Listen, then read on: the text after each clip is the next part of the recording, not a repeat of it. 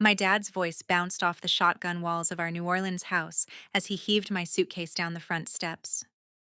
You think you're too good for us now. You just sponge off this family. The plastic handle cracked against the concrete clothes, spilling onto the damp sidewalk, and for a second, we just stared at each other across the rusted railing like strangers. My name is Heidi Murphy. I'm 31, and that was the night my own father told me to get out of his house before he called someone to get this dead weight off my porch. I didn't argue. I picked up my duffel, stepped around the suitcase, and walked past my mom while she clutched the doorway and looked everywhere but at me.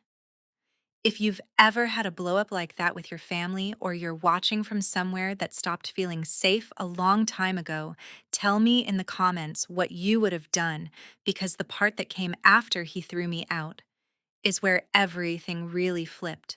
2 weeks after that porch scene at 5:30 in the morning, my phone lit up on the couch. I was crashing on at my cousin's apartment. A string of missed calls from my dad sat on the screen, followed by a text that made my stomach clench even half asleep. The bank froze our business account.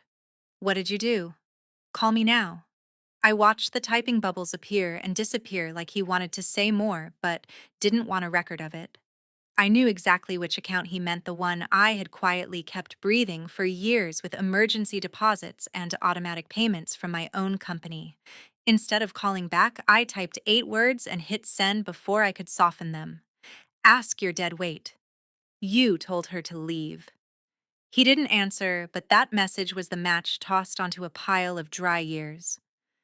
To understand why his world was already sliding toward that frozen account long before the bank stepped in, I have to take you back to how I became the disposable daughter in the first place. Growing up in New Orleans as the younger of two daughters, I learned early that birth order didn't matter as much in our house as the roles my parents quietly assigned. My older sister Kristen was the star from the moment she could walk into a room and make adults laugh. My mom talked about her potential like it was a family heirloom, and my dad bragged about her grades and her future leadership at every barbecue. I was the kid who picked up plates, wiped counters, and kept my voice down so I wouldn't cause more stress. Even though I was younger, I was the one they shooed into the kitchen when relatives came over, the one sent to entertain little cousins, while Kristen floated from conversation to conversation in new outfits. When chores piled up, they naturally slid toward me because Kristen had so much on her plate already. It didn't feel cruel at the time, just lopsided like the deck was stacked, and nobody even realized they were playing with a rigged game. By middle school, that lopsidedness had hardened into something more obvious, even if nobody said it out loud. Kristen figured out that tears or a slammed bedroom door could reset any argument in her favor, and my parents adjusted around her moods like they were checking a weather report. If she forgot homework, my mom excused it as too many advanced classes. If I forgot, it was a lecture about responsibility that somehow circled back to how much pressure they were under. Being the younger child didn't mean protection, it meant flexibility. I was the one told to switch seats to share, to understand that your sister is under a lot of pressure right now. I learned to swallow my hurt and turn it into quiet efficiency. Finish the dishes, straighten the living room, coax Kristen out of whatever storm she'd stirred up so my dad wouldn't bark at everyone. Somewhere along the line, I started confusing keeping the peace with being loved, because praise only came when I made everyone else's life easier. As soon as I could, I left. I got into a state school a couple of hours away and threw myself into part-time jobs and an event planning internship, anything that made me feel like my effort finally translated into something tangible. For the first time, nobody compared me to Kristen when I did well. Nobody expected me to mediate a fight before I finished my homework. I learned how to negotiate contracts for small weddings, how to manage budgets, how to talk to stressed brides without disappearing my own needs. After graduation, I came back to New Orleans not because I wanted to slide back into the old dynamic, but because I loved the city's energy and knew I could build something here. By my late 20s, I'd launched a tiny branding and event studio that specialized in local restaurants and festivals, designing campaigns and coordinating launches. Every folding table, rented office chair, and beat up laptop was paid for, with my own late nights, not my parents' money. I didn't realize they saw all of it as a future family resource instead of my life's work. For a while, creating some distance worked. I lived in a cheap rental with roommates hustled for restaurant clients up and down Magazine Street and kept our family interactions mostly to Sunday dinners and obligatory holidays. At those dinners, my parents bragged about how independent I was, but the conversation always swung back to Kristen, her latest job, her latest idea, her latest plan she hadn't really thought through. I told myself it didn't matter that I was lucky to have carved out a lane where no one else was steering. But underneath that, there was a familiar tug every time I heard my mom sigh about money or my dad complain about losing a client. I kept an eye on their faces at those gatherings and recognized the tightness around my dad's mouth, the way my mom mentioned unpaid invoices a little too casually, always scanning for signs that I might be needed like a firefighter on permanent standby. That standby turned into a full-time position the year my first studio lease ended and my landlord decided to sell the building. I had a choice between rushing into an overpriced space or crashing at my parents' place for a few months while I hunted for something sustainable. My mom insisted it made sense. It's only for a little while. Heidi and you can help us with the bills while you're here. I moved back into my childhood bedroom, now half storage closet, and tried to treat it like a strategic pause instead of a regression. I paid them rent every month, covered the internet, and bought most of the groceries because their bookkeeping business for neighborhood bars and cafes had started to wobble. When my dad got behind on payroll taxes for a couple of clients, I set up automatic payments from my personal account so they wouldn't lose contracts. On paper, I looked like a generous daughter. In his head, my dad quietly filed me under still living at home as if the money flowing out of my accounts didn't count unless he was the one handing it over. Kristen, meanwhile, treated adulthood like an endless tasting menu she didn't have to pay for. She bounced from social media gigs to nonprofit jobs, to a brief, ill fated stint in real estate, each new chapter announced with fanfare on Instagram, and then quietly abandoned a few months later. When credit card bills caught up to her, my mom called me in tears about how your sister just needs a little help to get back on track. And suddenly, part of my savings became the minimum payments that kept Kristen's lifestyle afloat. My dad would gripe about money and then turn around and co-sign another car lease for her because a professional woman needs a reliable vehicle. Every time I suggested they let Kristen feel the consequences for once, I was scolded for being unsupportive. Somehow, I was both the dependable one and the disposable one expected to step in financially, but never invited into the conversations where they decided what I owed them. The shift from quiet imbalance to outright entitlement started the night Kristen brought Sean O'Connor to a family crawfish boil and introduced him as the one. Sean was polished in the way people get when they grew up knowing the right people. He worked in commercial banking, came from an old Irish American family uptown, and had that calm, practiced charm that made my mom sit up straighter.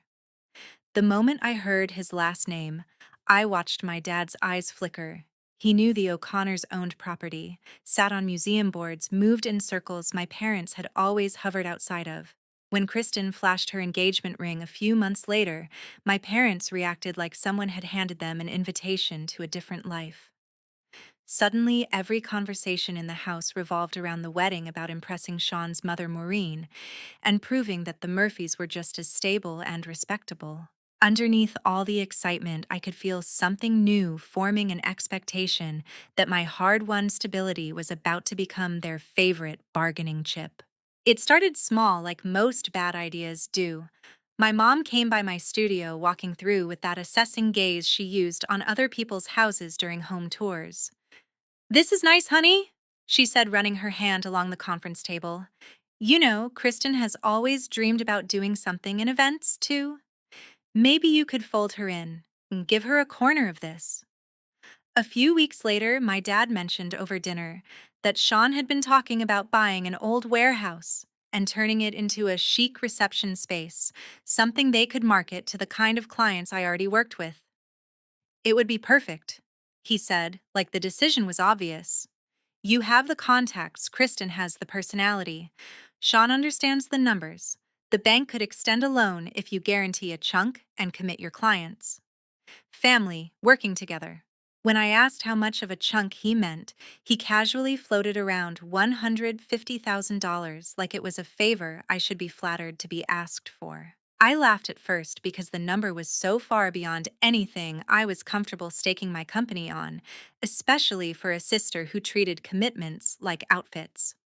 When I said no, my dad's face tightened in a way I recognized from childhood.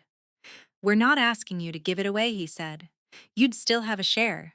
Your sister just needs a head start, and this is bigger than you.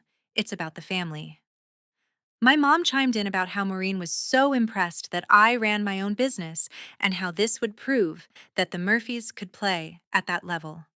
Over the next few weeks, every small success I shared, a new restaurant client, a festival contract was met with some version of, see, that will be great for the venue. Then my dad let it slip that he'd already told Sean and Maureen we were working on combining Heidi's brand with the new space, as if my life was a dowry he could casually put on the table. My discomfort didn't slow them down, it just made them more determined to wear me down. By the morning of the wedding, their determination had hardened into something that felt like a plan I hadn't agreed to. The ceremony was at a historic hotel on the edge of the French Quarter, all chandeliers and polished wood, and carefully arranged centerpieces my mom kept bragging Kristen had consulted on. From the moment I arrived, I could feel my parents orbiting me, watching for a moment to pounce. They finally caught me alone in a small side room off the lobby, under the excuse of helping my mom with her bracelet. My dad closed the door with that too casual firmness that always meant a boundary was about to be rewritten. They started with soft voices talking about how this was Kristen's big day, how Sean's family valued stability, how important it was that we present a united front. Then my dad said in the same tone you'd use to remind someone about a cake order, Sean has the preliminary paperwork ready.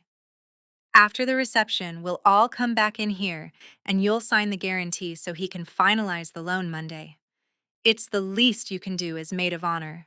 Before I could respond, Kristen swept in already in her dress veil pinned like a crown, eyes bright, with the kind of certainty that only comes from knowing the room will rearrange itself for you. You told her right, she said to my mom, then turned to me without waiting for an answer. Sean's banker just needs your signature and a letter from your CPA confirming your company's numbers. We're not asking you to give up anything, Heidi, just to back us.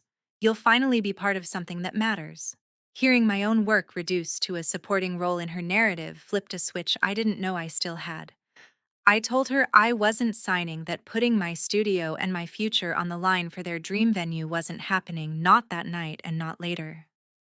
The air in the room changed. My mom's face crumpled into hurt. My dad's jaw clenched, and Kristen's smile vanished so fast it was like it had never been there.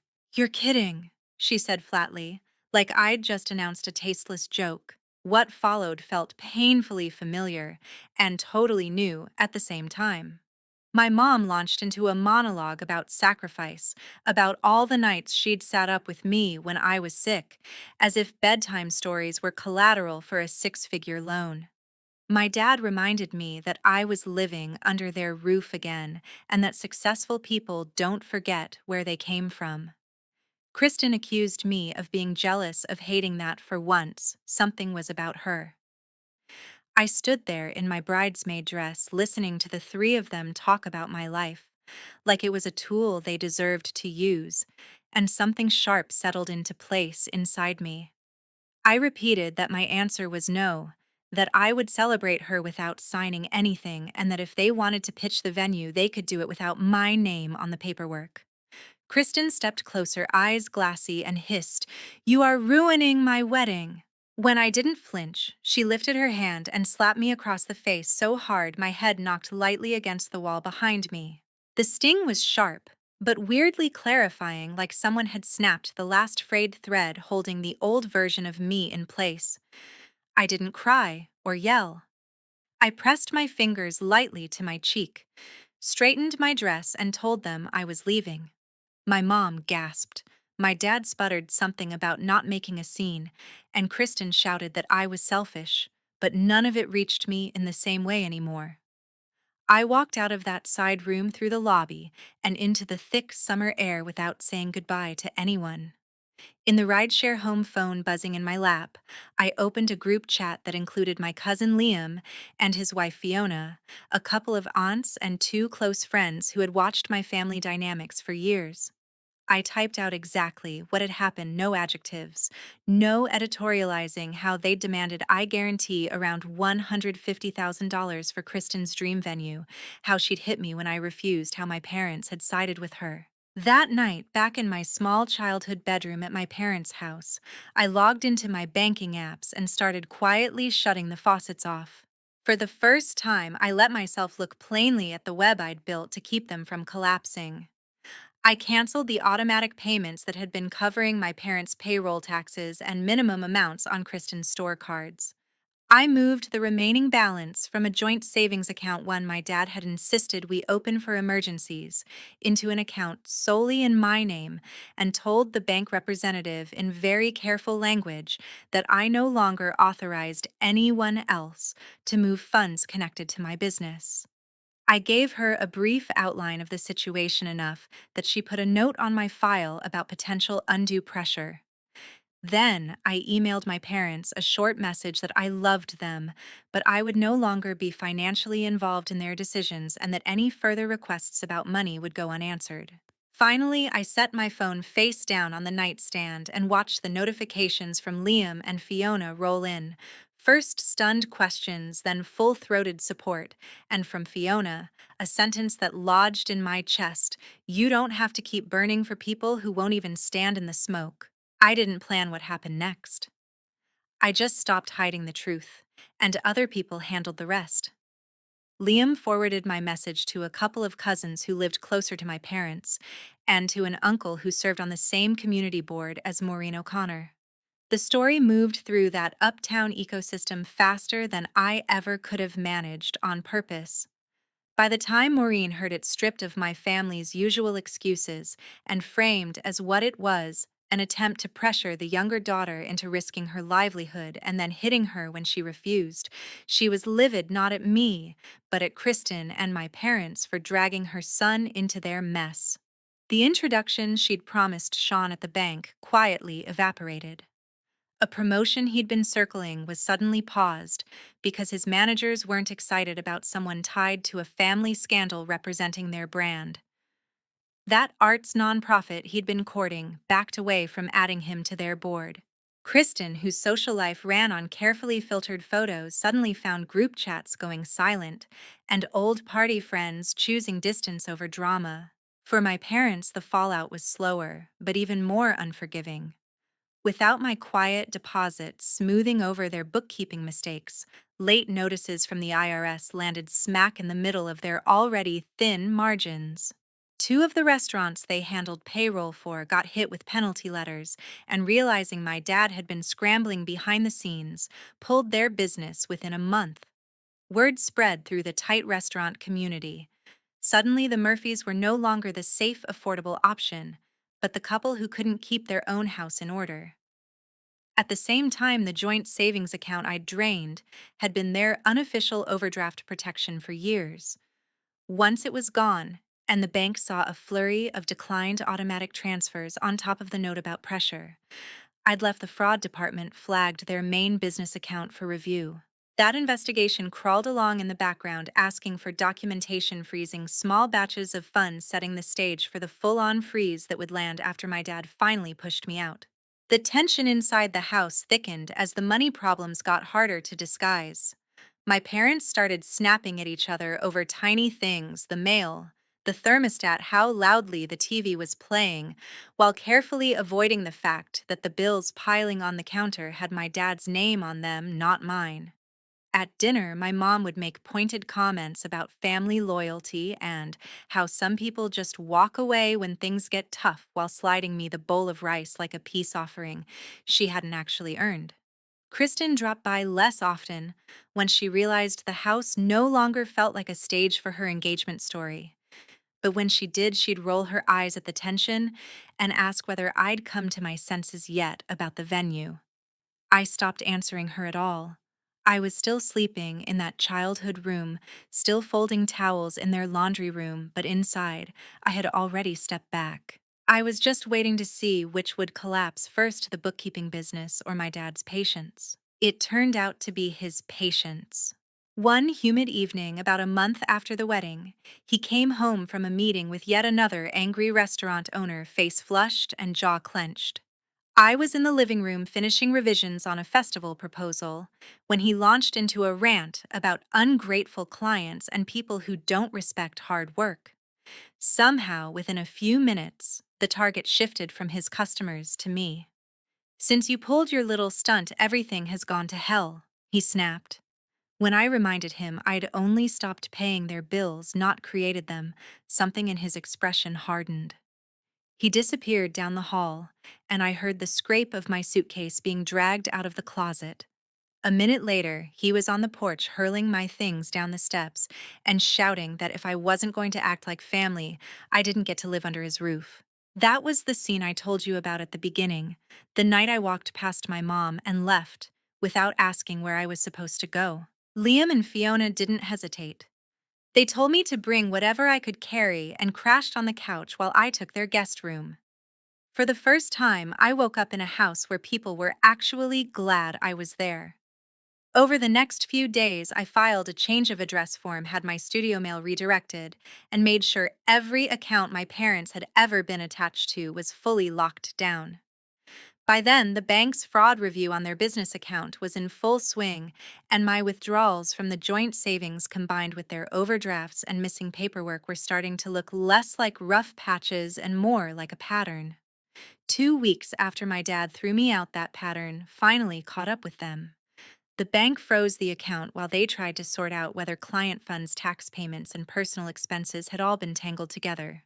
That was the morning my phone lit up on Liam's couch showing my dad's name and the text demanding to know what I'd done. The one I answered with 8 very simple words.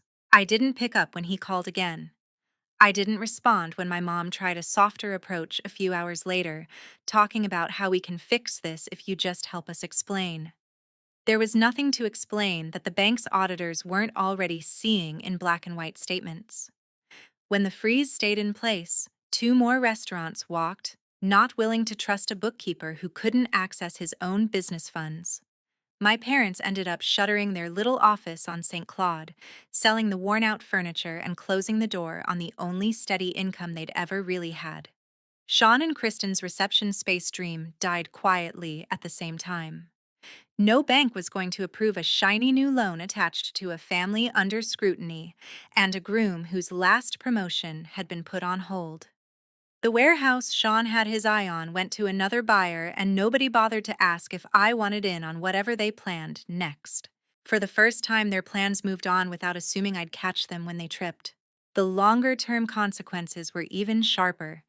Sean's stalled promotion turned into a sideline. Someone else got the role he'd half counted on, and he was quietly moved to less visible accounts until the gossip cooled off, which never really happened. Maureen stopped inviting my parents to her charity events and started describing the whole engagement as a lesson when people asked why her son's wedding photos had vanished from her foyer. Kristen's online life shrank. The endless stream of curated brunches and rooftop selfies gave way to occasional defensive posts about fake people and family snakes, which everyone in our circle knew were aimed at me. Meanwhile, the people who once welcomed my parents without hesitation kept a polite distance, now waving from across church pews or sending apologies instead of invitations. It wasn't revenge in the dramatic movie sense. It was the slow, precise way real life responds when the truth finally has receipts. My parents tried to guilt me back into their orbit more than once in those early months, mostly through long emails and occasional messages passed along through relatives.